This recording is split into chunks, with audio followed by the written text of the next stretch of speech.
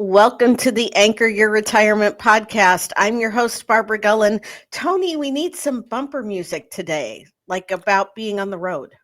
Oh, on the road. Wow. I On the don't know. road. I don't have anything planned, but I know. I sprung but this hey, on how you. about the ultimate road trip vehicle would be a DeLorean, right? And get it up to 88 miles an hour. Where we're going, we don't need roads. Right. All right. Yeah, where we're going, we don't need roads. Yes. Great movie, great line. But that's a fun road song, right? It is a fun road song. And, much like you and the Twins this year, I don't think the Royals will be on the road for the playoffs. Oh yeah, probably not. It doesn't look like it. I Yeah, mean, they're not doing themselves any favors. I love nope. my boys in blue. I really do. Yep. There's always next year. There's always next year. There's right. always next year. That's what we've been saying as Twins fans since 1991. But we did win a World Series in 91 and 87. 87 and 91. Mm-hmm. And I was there. So I was there in 87. That would have been cool. It was. The Royals won in 85. The thing I remember about that was all of the kids lined up at the payphones in the commons at the high school to call their parents, to get their parents to call them out so that they could go to the World Series parade. Yes, that's so funny. That's great. What a memory. Is that the last time the Royals have won the World Series? They won in 2015, Tony. That's right. That's what I thought. I'm They wondering did. what. Yeah. They did. But, back then, penny loafers were all the thing. I went to a Catholic school. Oh, okay? Sure. Only we didn't put pennies in our loafers. We put quarters. We'd put dimes in there because the payphone was 20 cents. Okay, and now you always yourself. had phone money. I dated myself when I said payphones. It's true. I remember payphones, and I remember them being a dime. So obviously, yeah. You got a couple years on me. Although I do. I have a few. Yes. Did you know that the state of Missouri has outlawed students having cell phones in their possession in school buildings? I heard about that, and in a lot of public school districts, at least here in Minnesota, they're no longer allowed. In the school district where my kids went, and I wish this had been when they went, but they have to turn in their cell phones, and they go into these Faraday lock boxes. Okay. Here the kids just have to put them in their lockers. And nope, the kids they showed it on the news. They have a lot of the schools here have special, when they come in, they have to go through a security process. They have to go through metal detectors and then put their phones in these lock boxes. Okay. And then they can't get them out until the end of the day. Yeah. Now that's crazy, isn't it? I mean, it's sad, but it's crazy and sad that you had to use the word metal detector and security protocol. Yeah. For a school. Yeah. For a school. Nuts. It's funny because I saw a news story about this morning, which has nothing to do with what we're talking about today. But the child, high school student that they interviewed was like, it's actually kind of great. We're all talking to each other again, and the lunchroom is noisy, and nobody's great because they're not on their phones. There are exceptions. Like, my daughter's a type 1 diabetic, and she has her blood sugar monitor on her phone. So if there's a situation like that, they can keep their phones. But then they interviewed a parent who has been against this. But they prefaced it all to say she was in high school in Colorado during the Columbine era. Oh, sure. And, it broke my heart to hear her interview because she was like, you could be robbing children of the last opportunity to say goodbye to their parents. And it just, oh my gosh, tore my heart out. Yeah. We don't want to think about it that way. No. But at any rate, while we're going back in time, we're going back in time many ways. I think the era before cell phones there was a whole lot about the world that was very different, and Oh, yeah. we could move at a slower pace. We sure could. And yeah, I see what it's done. I mean, I see the different impact with my Hmm. son, who a lot of his school days were without cell phones, but then some were. And now my youngest daughter, who's completely cell phone, and Oh, all her yes. friends are always on their cell phones. I see the difference, and it's Hmm. tough. Yeah, it's had a negative impact for sure on education and on child development and developmental issues, I think. Yes. That's my opinion. But those are speed bumps in life. Today we're Yes. talking about speed bumps on the road to retirement for our listeners out there Yes. who and you do retirement planning. It's a big part of what you do, helping people prepare for it, or once they're in retirement, deal with where they're at. Hopefully, they have a plan in place before they get to that point and have been Hmm. working with you. So, what are some of the speed bumps you wanted to talk about that can derail somebody's retirement, maybe cause a blowout and cause you to not get to retirement when you want or how Yeah. you want? And these are some of the things that we're going to talk about that aren't necessarily within your control, Okay. but are a reason why you want to be working with somebody, much like you have doctors to help you with Yeah. your health. Yeah, like a flat tire is usually beyond your control, but you have a plan in place in case that happens, hopefully. Yes, I do. I The call spare tire, right? And um you're going to help people make sure they have that spare tire. Is that what I'm we're the talking about? I'm the emotional spare tire. Okay. Okay.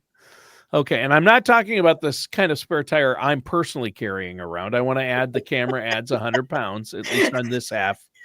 My camera, my camera adds 100 pounds. Okay. Just for our viewers out there that Just for watch the those show. watching us on YouTube. Yeah. The first thing I want to talk about, and it's an inevitability, but you never know when it's going to happen, and that's market downturns. Market volatility. Yeah, that's a big one. Yes. Yeah. It's anybody that's been to see a financial advisor has probably seen some sort of chart looking at what's called the sequence of returns. Yep. And that is, two charts side by side, one where they're pulling the same amount of money out on both sides of the chart. One side of the chart, there's a couple of heavy market downturns, heavy corrections that happen right at the beginning of when somebody's retiring, and they run out of money in less than 20 years. The other side of the chart flips those same returns over, and the returns that they used were the actual S&P 500 returns over a 20-year period. So it isn't somebody hypothetically trying to pull these numbers together. These are numbers that actually happened.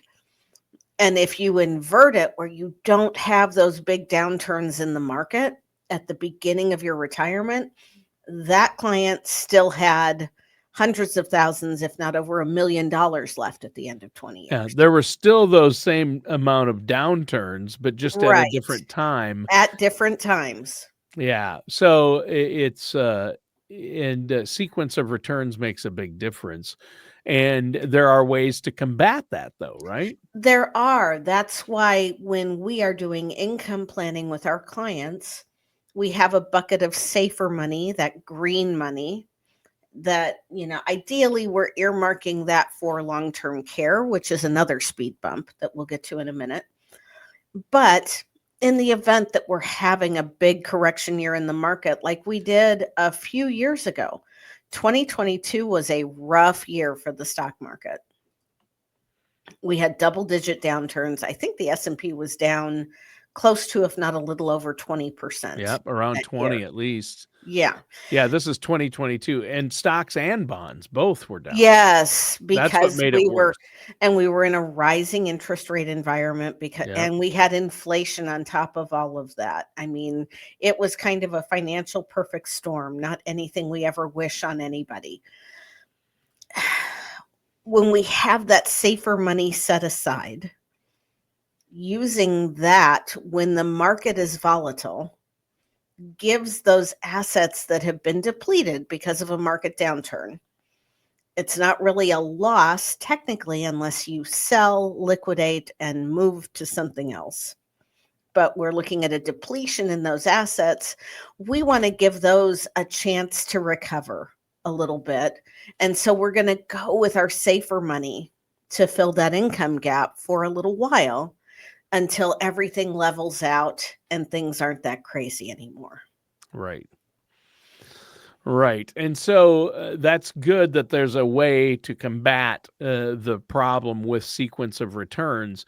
And also dollar cost averaging your way into the market, like some money Yes. coming out of every single paycheck going into your accounts, like a 401k and IRA, can help with that because you don't want to miss any days either. You don't want to get paranoid when the market Right. does have a correction. Those people that pulled out of the market in 2022 because they were worried. Hmm. So they panic, right? And they Hmm. they take their money out of the market or stop investing. And either way, if you miss I forget what the stat is, but if you miss just 5 days out of Yes. a year, It's crazy. it can It's crazy that it it can can make the totally derail difference. your plan. Yep.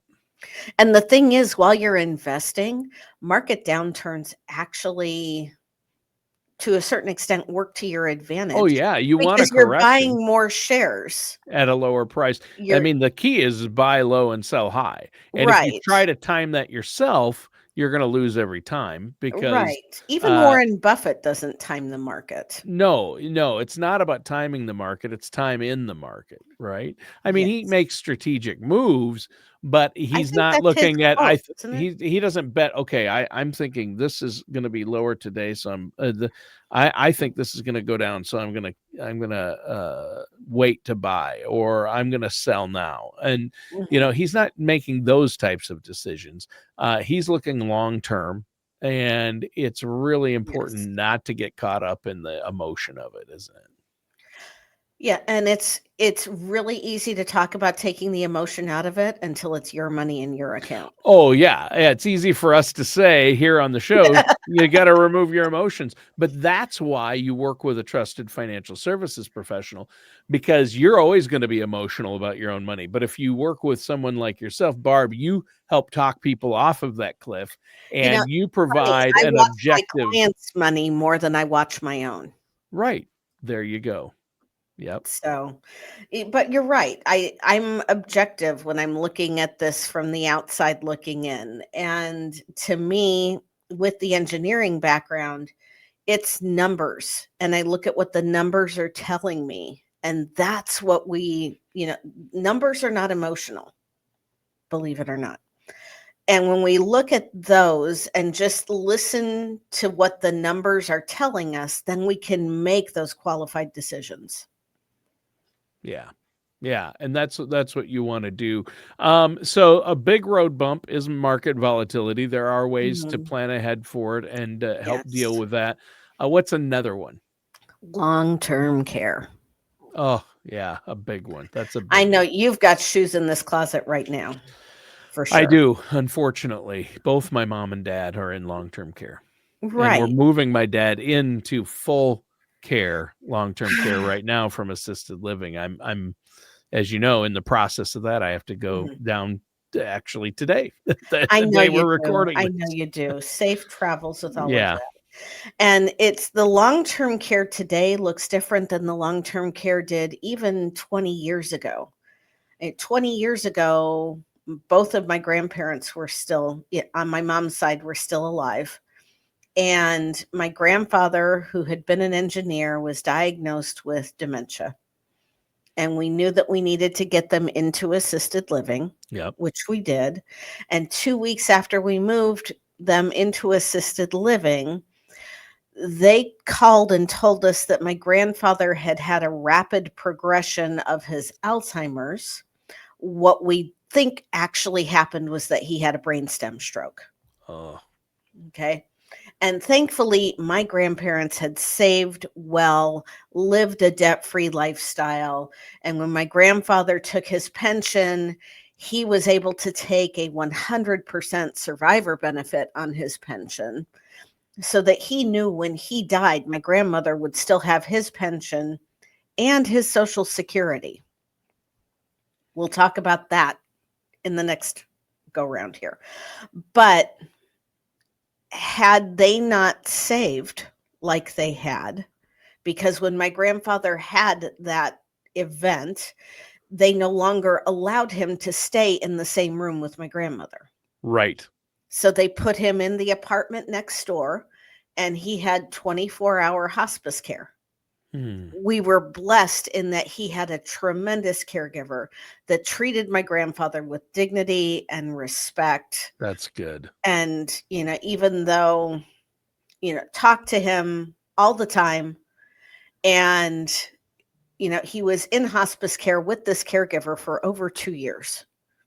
And at that point, they deemed that hospice wasn't really the right place for him because he was obviously still thriving, basically, at least as much as he could thrive in that situation. When they went to 24-hour care with a different caregiver every 8 hours, he was gone in about 2 weeks. So all of that to say, it matters who's caring for you and the care you're getting. Oh, for sure. It matters a lot. Yes. Yeah. I'm But it's the financial impact it and is, burden. and memory care, they were paying several $1,000s a month. They Oh, lived yeah. in Chicago. And then they were paying double that for the 2 rooms. Now I'm in Kansas City. I dare say our cost of living is a little bit lower here than it is in Chicago. And a memory care unit here is going to run $12,000 to $15,000 a month. Yeah, here they're $12,000 a month. Yeah, it doesn't take long for that nest egg to erode quickly. Yeah. Yeah. And if you have not gotten long-term care insurance by now, if you have long-term care insurance, you probably don't want to get rid of it. Right. Even if they give you a rate increase, talk with somebody who understands how long-term care works. You might be able to change the benefits a little or move to a paid-up policy of some sort where you still have some care. But I'd never want to see you just cancel it because of the premium, because then you have lost all of that money you paid in. But you're not going to get it now. You don't want full long-term care insurance. There's very few providers anymore that'll even offer it, and it would be outrageously expensive. It's incredibly expensive. So we need to do some income planning and asset planning for the inevitability of when, not if, because close to 2/3 of the people listening to this podcast are going to be in some sort of long-term care at some point in their life. Yeah. I wish I could just tell everybody you're going to fall asleep one night and wake up the next morning in front of whoever it is you think you're going to be in front of on the other side. But that doesn't happen for everybody. Right. And even if it does eventually happen, chances are you have had an extended stay prior to that. And there's only so much that Medicare covers. It is a misnomer to think that Medicare is going to cover your nursing home care. Only for a very, very brief period of time. Yeah. Medicare won't cover full-time care unless you're transferring from a hospital and it's temporary care, like after a knee replacement surgery. It's not full-time, like it's memory not care or nursing care. Right. Yeah. It's only in certain circumstances, and it's only 90 or 100 days at that. And if you're not going to be better by then, they won't cover any of it. So Medicaid will cover some, but you have to spend down and have nothing before that'll kick in. I'm figuring that out right now with my parents. Like, do we have to sell my dad's farm that he inherited? The state's going to put a lien on it, and because he doesn't have the money and there's no liquidity for him right now. So they didn't save, and they don't have long-term care insurance. So that's the tough part of it. It is. And, inevitably, when you have a married couple, a lot of times when the first person gets sick, most of the assets go to cover for that person's care. And Yep. there's very little left when the second person gets sick. And usually, when the second person gets sick, they are sick longer because they have worn themselves out doing whatever they could to keep the first one from going It's into where my long-term parents care. are, and ironically, it was my mom who got sick first. Typically, it's the woman who lives longer, or Right. the female spouse. But my mom had Parkinson's, and she's in late stage Parkinson's. She had it for a lot of her life, and it was I'm fine. so But sorry. yeah, but now my dad has Parkinson's, and now they're both in full time care. So And you are part of what we call the sandwich generation. We've talked about I that am. before. You still have kids in college Yep. and you're helping care for your parents. Yes. So you are I caught in the feel middle. I'm sandwich, and I feel like it. Yeah. Yeah, yeah, exactly. Well, we we appreciate everything that you're doing for your parents Oh, and well, after what still they did for take me. and for still taking care of us and making sure that we have a podcast. Oh, That's yeah. pretty cool. Yeah, So it is. That's important as well. But, boy, those are 2 biggies you've mentioned so far: market volatility and Mhm, long-term care. But have a plan in place. I know there's hybrid policies out now that can help with long-term care, where you can, if you need long-term care, you can actually start using your death benefit to help cover it. mhm. There are a lot of options out there, There I are know. a lot of ways that we So, can self-fund long-term care. The yeah. longer the runway we have to plan, the better off we are. Yep. There you go. And the last thing I'm gonna touch on today, even though there's really 8 major obstacles, we've talked about 2 and we're butting up on the end of the podcast here. The last one I wanna talk about is the loss of a spouse. Oh, okay. Okay, because what some people don't realize is that when that first spouse passes away, you are foregoing one of your Social Security payments. Yep. The But the survive bills don't get cut in half. A the lot of bills don't times get your cut in income half. gets cut in half, but Yes, your bills don't, because yes. one of you not being there, you're going to pay less in groceries, but your housing cost, The your electricity is gonna be close to the same. everything else is going to be close to Yeah, the same. Yeah. yeah, your taxes aren't gonna get cut in half on your house. No. So, and if you're in a situation where you live in a state where somebody who's 100% disabled, through the Veterans Administration, they take you don't have to pay personal property taxes on your primary residence, like in Texas. When that beneficiary passes away, the surviving spouse now has to start paying taxes on their house again. Mm. And property taxes these days aren't cheap. They've gone No, up. They've especially gone not. up exponentially in the They last have. 5 years. Yeah. They have.